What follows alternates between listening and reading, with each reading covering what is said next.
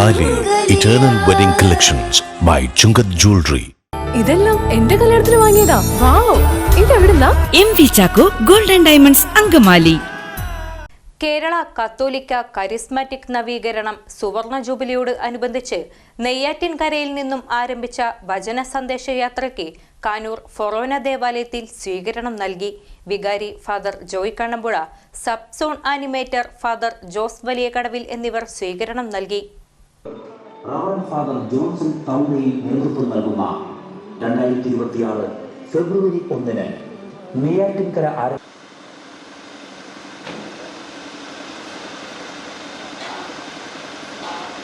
കേരള കത്തോലിക്ക കരിസ്മാറ്റിക് നവീകരണം സുവർണ ജൂബിലിയോട് അനുബന്ധിച്ച് നെയ്യാറ്റിൻകരയിൽ നിന്നും ഫെബ്രുവരി 1 ആരംഭിച്ച വചന സന്ദേശയാത്രയ്ക്ക് കാനൂർ ഫൊറോന ദേവാലയത്തിൽ സ്വീകരണം നൽകി.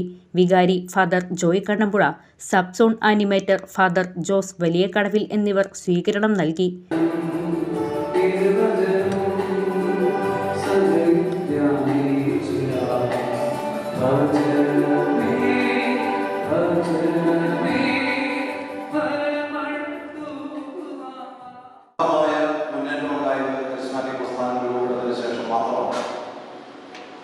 ബൈബിൾ നമ്മുടെ ഭാഷയിലേക്ക് പരാമർശം ചെയ്ത് അത് എല്ലായിടത്തും സംലഭ്യമാക്കി വചനത്തോടുള്ള ആഭിമുഖ്യം വർദ്ധിപ്പിക്കാൻ കരിസ്മാറ്റിക് പ്രസ്ഥാനത്തിൻ്റെ എല്ലാ പ്രവർത്തനങ്ങളും വളരെയേറെ സഹായകമായിരുന്നു നമുക്ക് എല്ലാവർക്കും അറിയാം.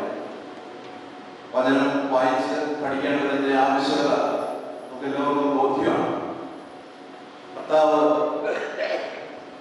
പ്രാർത്ഥിക്കാൻ പഠിപ്പിച്ചപ്പോൾ മനോഹരമായ സദസ്സായുള്ള പ്രാർത്ഥനയുടെ 2ാം ഭാഗം ആരംഭിക്കുന്നത് അന്നത്തെ അപ്പം ഞങ്ങൾക്ക് തരണമേ എന്ന് പറഞ്ഞുകൊണ്ട് തുടർന്ന് വചന സന്ദേശം പങ്കുവച്ചു. നമുക്കറിയാം, കരിസ്മാറ്റിക് നവീകരണം, ആഗോള കരിസ്മാറ്റിക് നവീകരണം കേരളത്തിൽ ആരംഭിച്ചത് 1976 സ്വാഭാവികമായിട്ട് 2026 വർഷം എന്ന് പറയുന്നത് അതിൻ്റെ ഗോൾഡൻ ജൂബിലി എന്ന ഗോൾഡൻ ജൂബിലി വർഷമാണ്. നമുക്കറിയാം, കരിസ്മാറ്റിക് നവീകരണത്തിലൂടെ അനേകം ആളുകളെ ആത്മീയ പാതയിലേക്ക് കൂട്ടിക്കൊണ്ടു വന്നത് ഒരു മൂവ്മെൻ്റാണ് കരിസ്മാറ്റിക് നവീകരണം. അതെല്ലാം സംഭവിച്ചത് വചനത്തിലൂടെയാണ്. അതാണ് വചനയാത്രയുടെ ഒരു പ്രസക്തി എന്ന് പറയുന്നത്. അനേക വ്യക്തികൾ രൂപപ്പെടുത്തിയതും അനേകരെ മാനസാന്തരത്തിലേക്ക് നയിച്ചതും അനേകർക്ക് സൗഖ്യം നൽകിയതും അനേകരെ ആത്മീയതയുടെ ഉന്നതിയിലേക്ക് നയിച്ചതും എല്ലാം വചനത്തിലൂടെയാണ്.